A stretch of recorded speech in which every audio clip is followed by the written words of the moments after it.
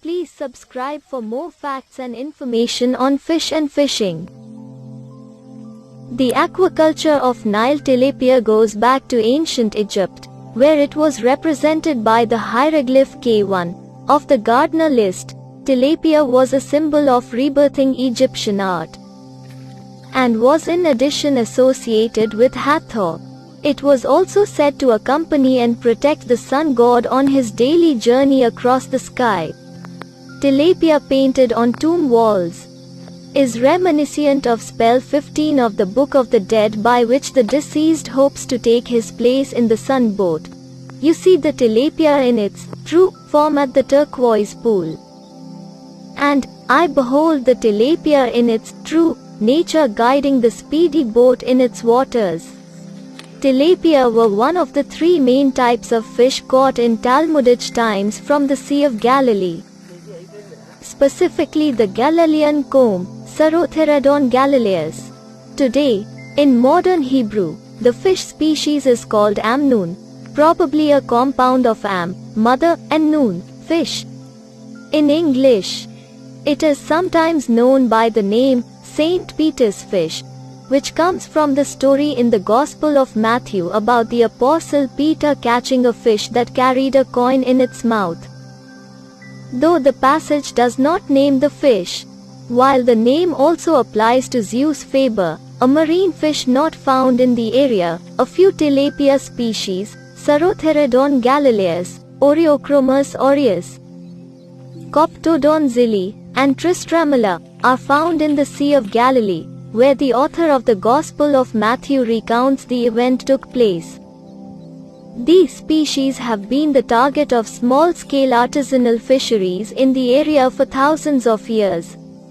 The common name, tilapia, is based on the name of the cichlid genus Tilapia, which is itself a Latinization of TLHAPI, the Shona word for fish. Scottish zoologist Andrew Smith named the genus in 1840. Tilapia typically have laterally compressed, deep bodies.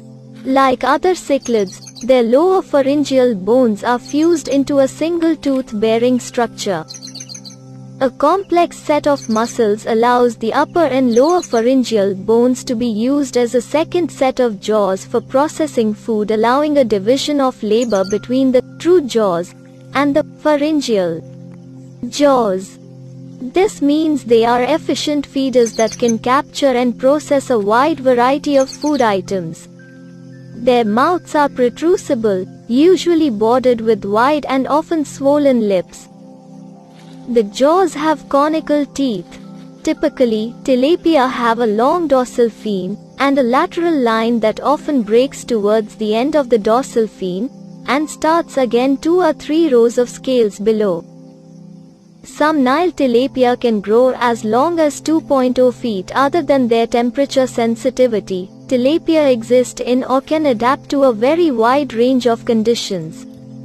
An extreme example is the Salton Sea, where tilapia introduced when the water was merely brackish now live in salt concentrations so high that other marine fish cannot survive.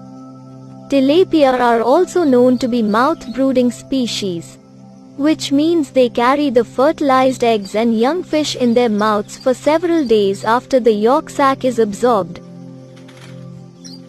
Historically, all tilapia have been included in their namesake genus Tilapia.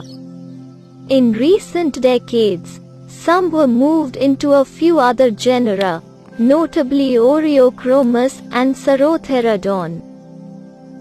Even with this modification, apparently tilapia was strongly poly or paraphyletic.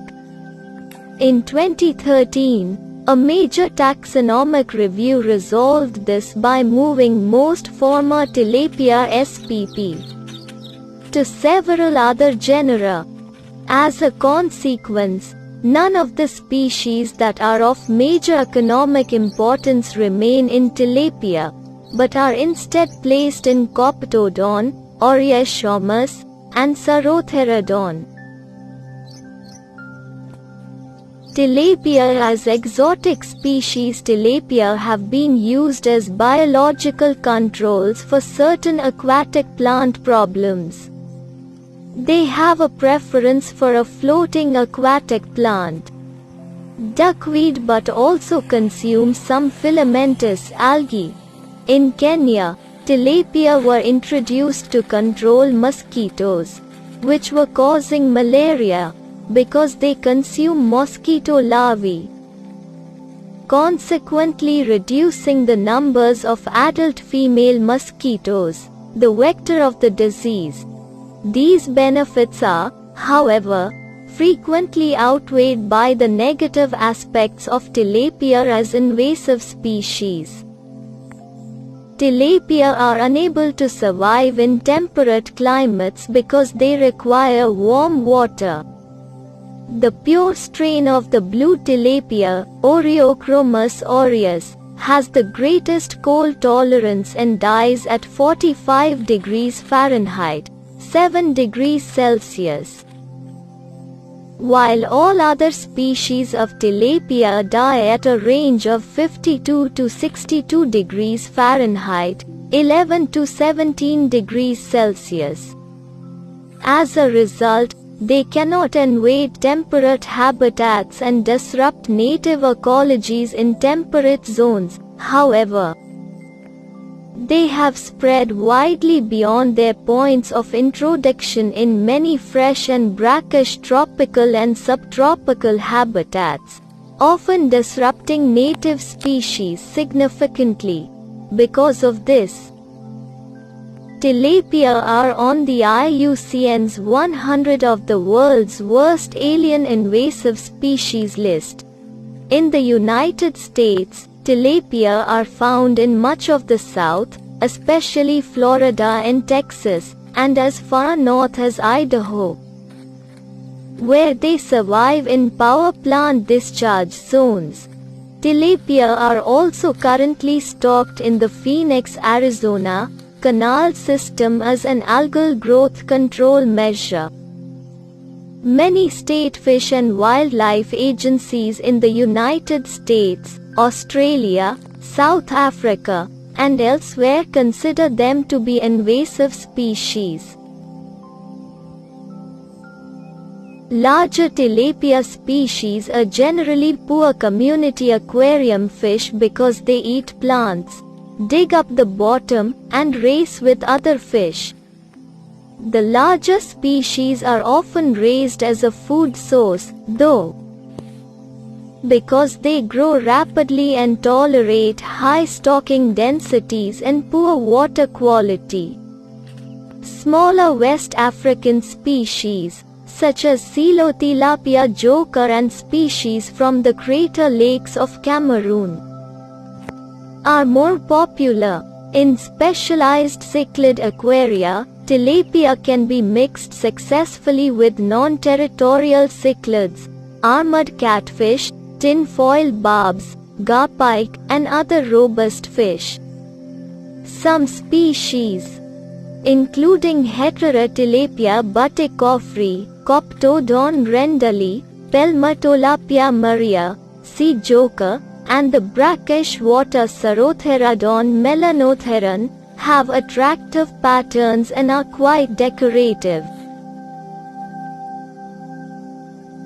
Farm tilapia production in 2002 worldwide was about 1.5 million tons, 1.5 million long tons, 1.7 million short tons annually, with an estimated value of $1.8 billion United States dollars, about equal to those of salmon and trout. Unlike carnivorous fish, tilapia can feed on algae or any plant-based food. This reduces the cost of tilapia farming, reduces fishing pressure on prey species, avoids concentrating toxins that accumulate at higher levels of the food chain, and makes tilapia the preferred aquatic chickens of the trade.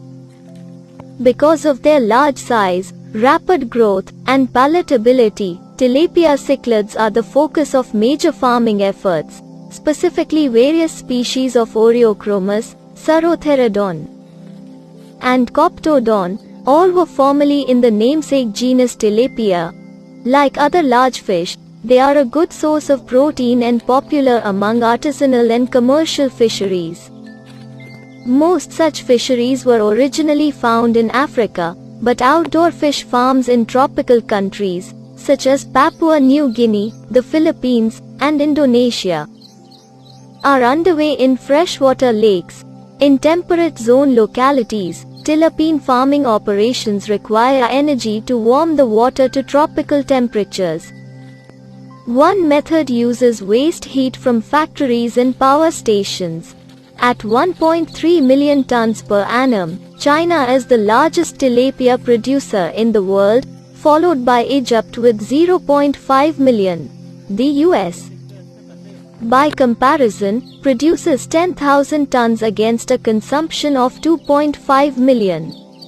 In modern aquaculture, wild-type Nile tilapia are not too often seen, as the dark color of their flesh is not much desired by many customers, and because it has a bit of a reputation of being a rough fish associated with poverty. However, they are fast-growing and give good fillets. Leucistic, red breeds which have lighter meat have been developed and are very popular.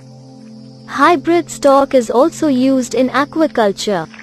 Nile times blue tilapia hybrids are usually rather dark, but a light-colored hybrid breed known as Rocky Mountain White tilapia